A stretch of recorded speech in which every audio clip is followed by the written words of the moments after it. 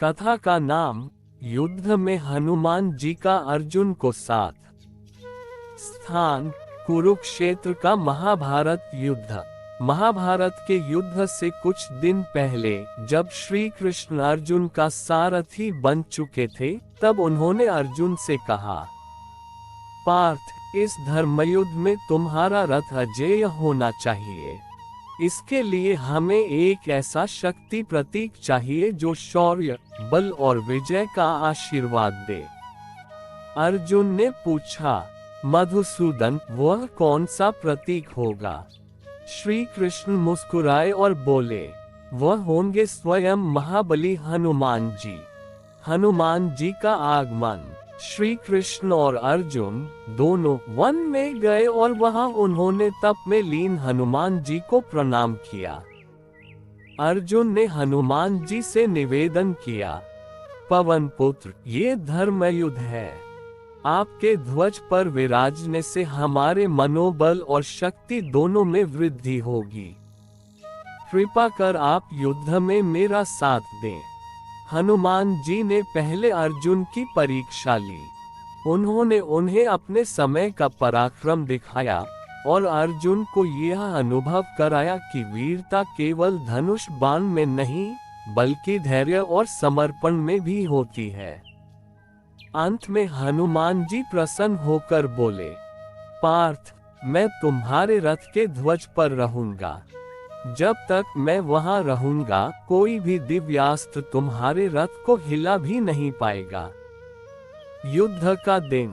जब महाभारत का युद्ध आरंभ हुआ, अर्जुन के रथ के ऊपर विशाल और तेजस्वी कपिध्वज पर हनुमान जी प्रकट हो गए।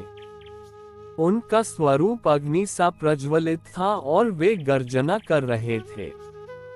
कौरवों की सेना ने जैसे ही अर्जुन के रथ की ओर बढ़ने की कोशिश की, हनुमान जी की गर्जना से उनके हाथ कांपने लगे।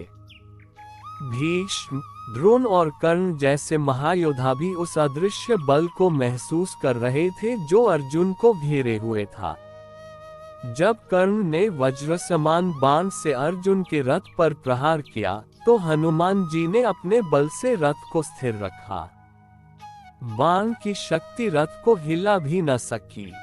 अंतिम युद्ध में सहायता। कर्ण के साथ भीषण युद्ध में जब अर्जुन का मन विचलित होने लगा, तब हनुमान जी ने मंद स्वर में कहा, पार्थ, स्मरण रखो, तुम्हारे साथ केवल श्री कृष्ण ही नहीं, बल्कि पूरी वानर सेना का साहस है। इन वचनों से अर्जुन का आत्मविश्वास दोगुना हो गया और उन्होंने कर्ण को परास्त कर दिया। युद्ध के बाद युद्ध समाप्त होने पर हनुमान जी बोले, पार्थ, मेरा उद्देश्य था तुम्हें ये याद दिलाना कि विजय केवल शस्त्रों से नहीं, बल्कि विश्वास और धर्म के साथ मिलती है। अब मैं पुनः अदृश्य हो रहा हूँ, पर मेरा आशीर्वाद सदैव तुम्हारे साथ रहेगा। अर्जुन ने भावभीनी दृष्टि से ध्वज को प्रणाम किया, जहाँ अब केवल कपि का चिन्ह शेष रह गया था।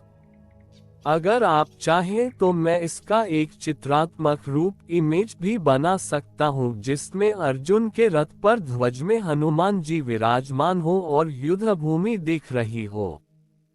क्या मैं वह आपके लिए बना दूं?